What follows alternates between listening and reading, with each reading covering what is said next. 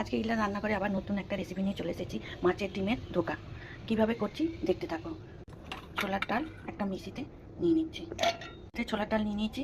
এবার ওর মধ্যে দেবো 10টা কাঁচা লঙ্কা, 10-12টা রসুন আর খানিকটা আদা দিয়ে মিক্সি করে নেবো। ডাল বাটা হয়ে গেছে। এবার একটা বাটিতে আমি ঢেলে নেবো। ডাল বাটিতে ঢেলে নিয়েছি।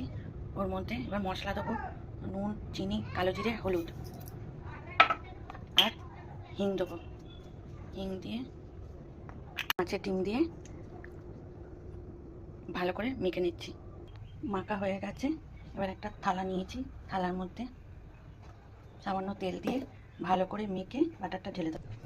ঢেলে দিয়েছি থালাতে। এবার একটা গরম জল বসিয়েছি, তার মধ্যে দিয়ে দিলাম, দিয়ে চাপা দিয়ে দিলাম, হতে থাকো। দেখো একদম হয়ে গেছে ভাপা। এবার নাপিয়ে দেখাচ্ছি ঠান্ডা হয়ে গেলে। দেখো ঢেলে এইভাবে আমি কেটে নিয়েছি, সবগুলো এইভাবে কেটে নিয়েছি। এবার কড়াইয়ের মধ্যে তেল দিয়ে দেবো। তেলটা গরম হোক। তেল গরম হয়ে গেছে। এবার ধোকাগুলো একটু ভেজে নেব।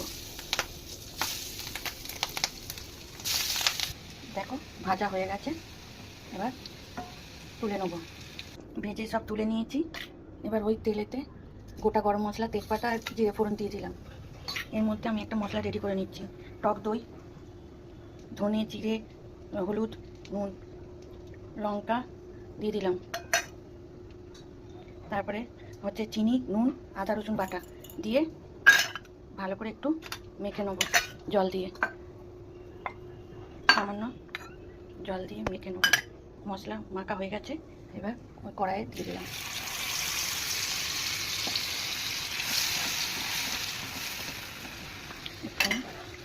মশলাটাই জল দিয়ে ভালো করে কষতে থাকে। মশলা কষা হয়ে গেছে। দেখো তেল ছেড়ে দিয়েছে। এবার ধোকাগুলো দিয়ে দেবো। ধোকাগুলোকে ভেজানোর জন্য সামান্য জল দিয়ে দিই। দিয়ে এবার ভালো করে দেখো ফুটে গেছে। এবার নামিয়ে নিচ্ছি। একদম রেডি মাছের ডিমের ধোকা। কেমন লাগলো?